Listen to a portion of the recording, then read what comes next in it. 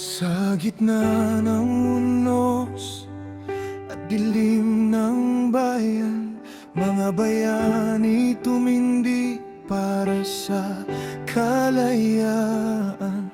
Handang magsakripisyo, buhay man ay ialay, upang ang sambayanan ay malayang mabuhay.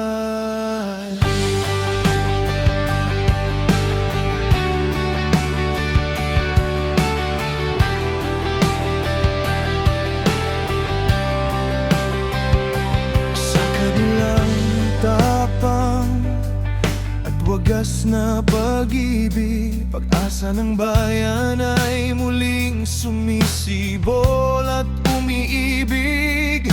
Hindi malilimutan ang kanilang kabayanihan na nagbigay liwanag sa landas ng kalayaan. Sa hirap at laban, sila'y matatag, handang magsakripisyo, pangarap ay matupad. Kalayaan ng bayan, ang kanilang adhikain. Mga bayani ng lahi, dapat natin parangalin.